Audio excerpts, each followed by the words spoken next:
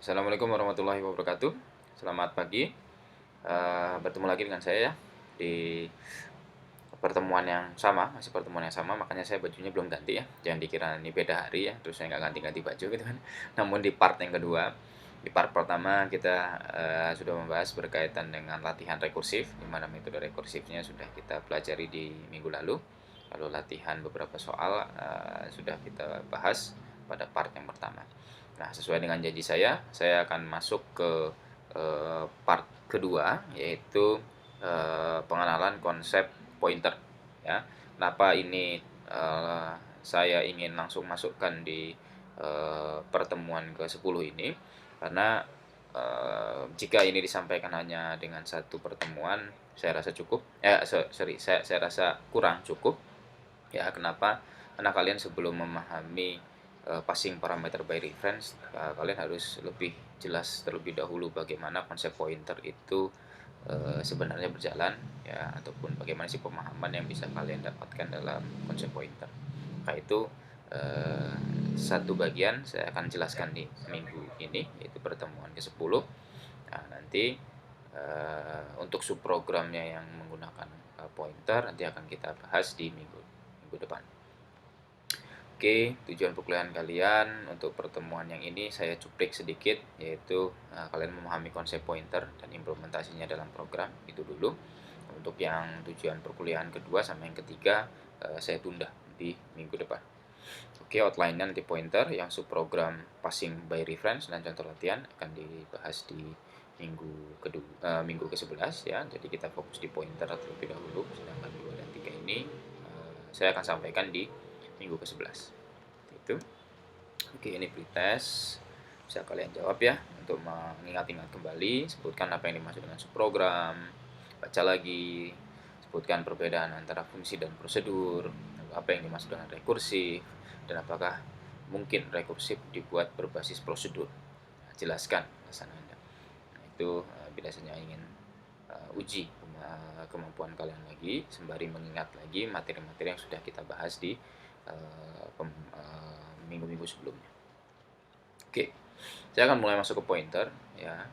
Sebenarnya simple ya, dan pembahasannya tidak banyak di sini slide-nya, maka nanti saya akan banyak tulisnya ya. Dimana pointer itu pada dasarnya adalah sebuah variabel ya, itu di garis bawahi. Tolong itu garis bawahi. Jadi saya menginginkan kalian garis bawahi itu. Jadi pada dasarnya pointer adalah sebuah variabel. Oke, pointer adalah sebuah variabel ya. Namun berbeda dengan variabel biasa. Kalau variabel biasa, dia menyimpan nilainya langsung di variabel tersebut, gitu kan ya. Dalam artian ini gambarannya nih, ya. Misalkan saya punya variabel x, ya, variabel x. Lalu x-nya itu saya deklarasikan dengan integer x, seperti itu kan.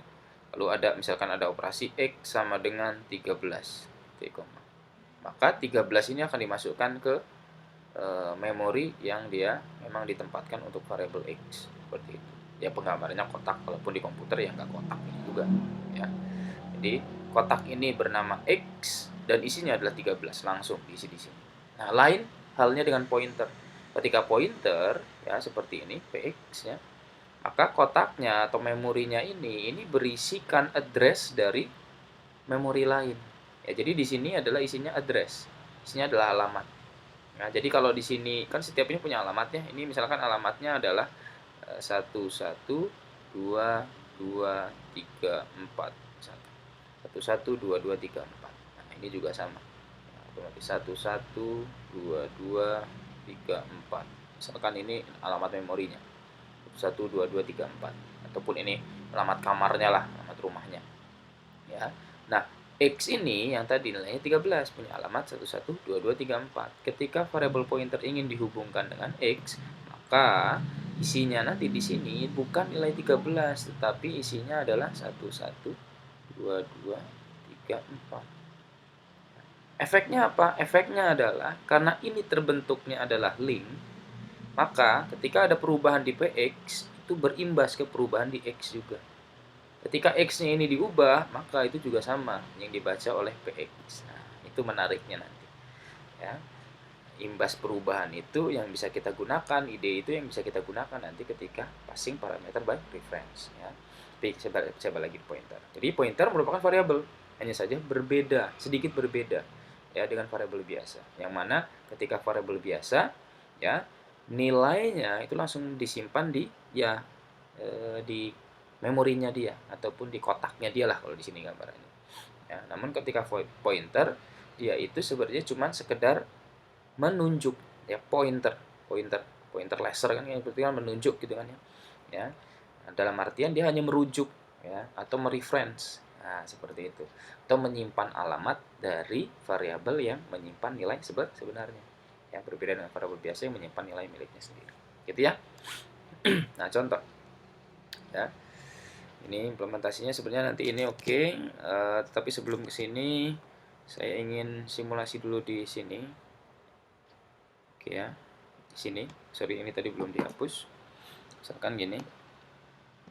Ya.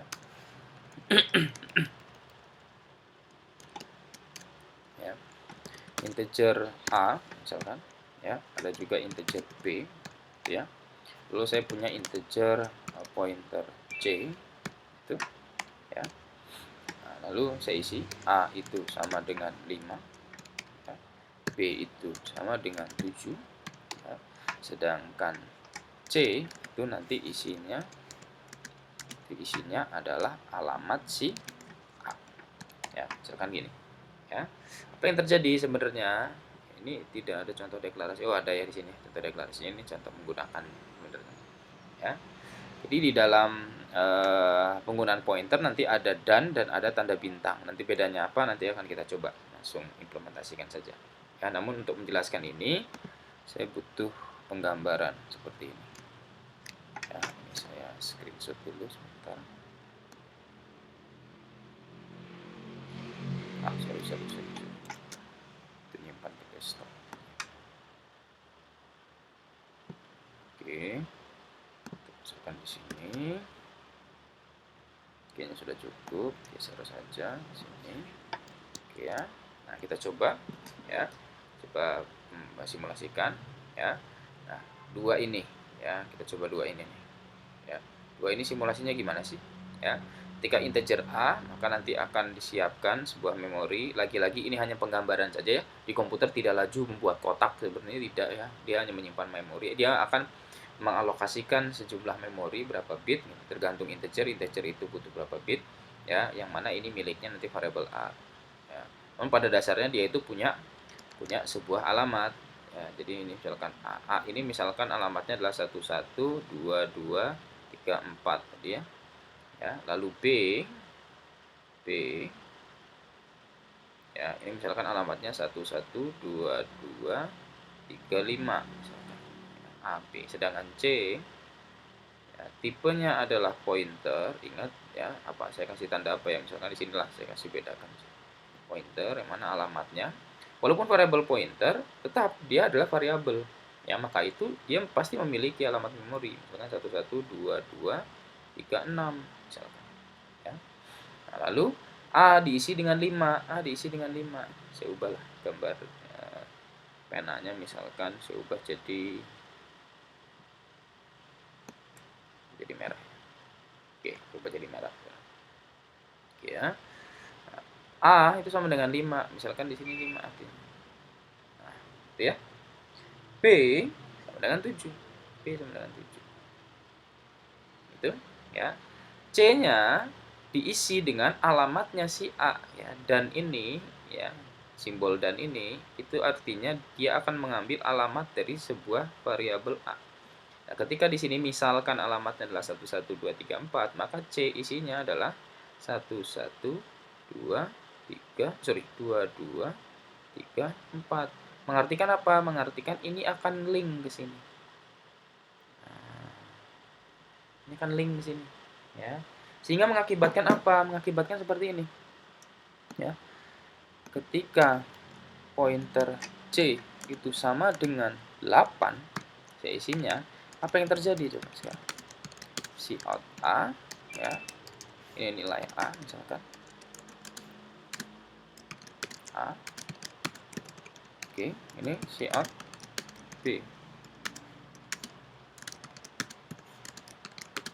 Nah, apa yang terjadi? Ya. A 5, B 7, C sama dengan dan A. Kita akan mengubah nilai C saja. Nilai C sama dengan 8 nantinya. Ya, apa itu bintang C nanti saya akan jelaskan. Ya, kita cuma ngubah-ngubah yang berkaitan dengan C ya. Ya di sini C-nya sama dengan 8, tapi apa yang berefek ke A dan B nih? Coba kita lihat. Ya. Coba nih kita lihat. Oke. Oke ya. Tunggu 10. A-nya 8, B-nya 7. Nah, A-nya jadi berubah jadi 8. Coba. Padahal kita mengubahnya C. Kenapa? Karena tadi di sini. Karena C itu link ke A, maka perubahan yang akan ada di C maka akan berimbas ke A karena ini link, nilainya sebenarnya tersimpan di A ini. Lalu apa artinya bintang C tadi ketika saya menggunakan bintang C? Gitu kan ya. Nah, jadi ada kalau pointer C ya si C ini ya. Dia memiliki 3 nilai artinya yang berbeda. Yang pertama adalah C itu sendiri ya. Lalu dan C, sorry, nulisnya dan gimana? Alah, kok jadi 8?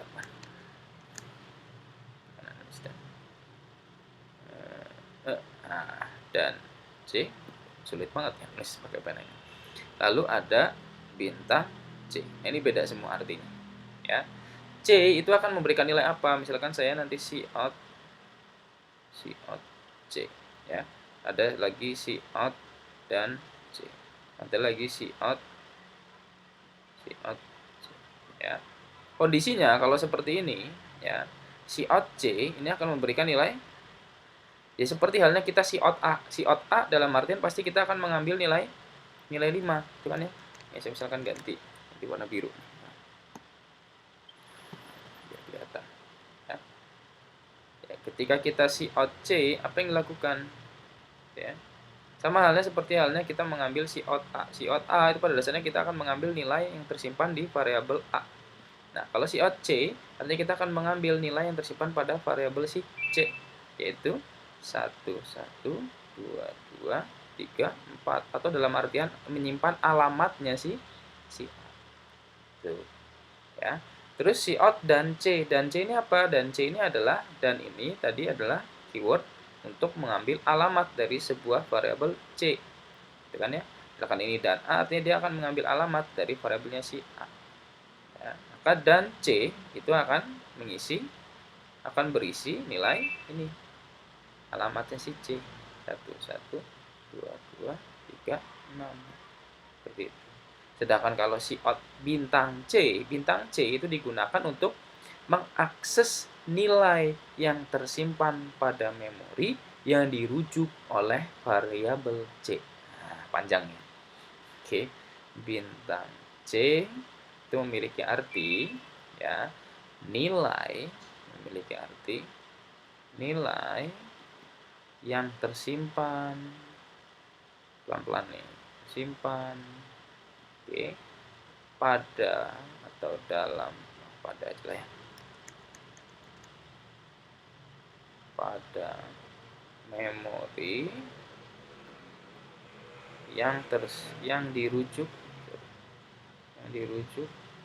atau di reference dirujuk atau ditunjuk ya, ditunjuk oleh variabel pointer C. Nah, di bintang C itu nilai yang tersimpan pada memori yang dirujuk atau ditunjuk oleh variabel pointer C. Ya, nilainya apa? Nilainya artinya nilai yang tersimpan pada memori yang ditunjuk oleh variabel C. Variabel C ini menunjuk memori ini. Nilainya adalah 5, maka ketika Cout bintang C adalah akan memberikan nilai 5. Nah, itu juga tadi efeknya ketika saya pakai bintang C sama dengan 7, artinya ya saya akan mengubah nilai yang tersimpan pada memori yang dirujuk oleh variabel pointer C menjadi 8 tadi ya. Masalah. Sorry ya kalau ada bunyi motor keras dan seterusnya. Ya, karena rumah saya di pinggir jalan raya, jadi kadang-kadang banyak trek-trekan motor kalau malam. Oke. Oke, balik lagi ya. Ketika saya menggunakan keyword ini ya, bintang C sama dengan 8, maka ini saya mengubah nilai dari memori yang dirujuk oleh variabel C itu menjadi 8. Nah, memori yang dirujuk oleh variabel C adalah A. A ini dirubah menjadi 8. Oke, ya. Nah, itu sekelumit ya, sekelumit konsep ya berkaitan dengan pointer. Jadi ada saya belum membuktikan ya tadi ya. Sorry. Kita coba buktikan terkait dengan ini ya, bintang C. Terkait dengan bintang C dan lain-lain. Nah, ini kita coba cout alamat A ya. Saya ambil dan A gitu ya. Biar kelihatan itu bener nggak sih alamatnya si A gitu. Karena alamat kan kita nggak tahu ya, setiap di running dia beda-beda ya. Maka saya ingin tulis C itu bernilai apa. Oke, bernilai apa dengan mengambil C saja gitu ya. Sorry. Oke, lalu nilai apa lagi tadi, dan C ya, dan C itu akan isinya apa itu, dan bintang C isinya apa. Oke, lihat di sini A-nya adalah 5 ya. Apakah bintang C ini isinya 5? Lalu apakah alamat C ini berbeda dengan alamat A, dan apakah nilai C ini sama dengan A? Nah, coba kita coba running. Apa yang terjadi? Itu error. Enggak. Nah, tuh. Alamat A 0xx7 FF EEC dan seterusnya. Lihat dengan C sama enggak? Ya. Sama ya? Mengartikan apa? Nilai yang disimpan ke dalam variabel C adalah alamatnya si A. Gitu kan ya? Sedangkan si C punya alamat sendiri, alamatnya ini. Berbeda kan? Berbeda di 1 digit di akhir ini, C ini 0. Ya, berbeda. Lalu bintang C menyimpan nilai 5. Padahal 5 itu sebenarnya adalah nilainya A, karena memang dia merujuk ya ke variabel A. Ya, jadi seperti itu. Nah, untuk di rumah ya, jadi sekelumit itu saja, nanti tolong dipelajari. Untuk kalian pekerjaan di rumah ya, coba sekarang running ini akan menghasilkan apa ya.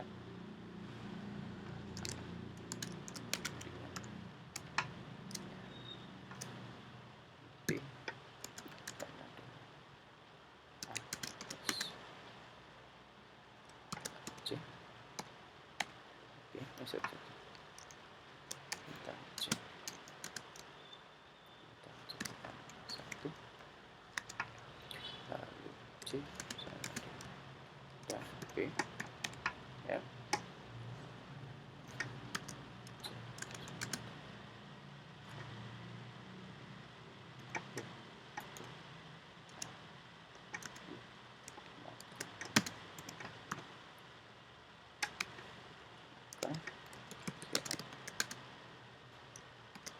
Nilai A sama dengan A.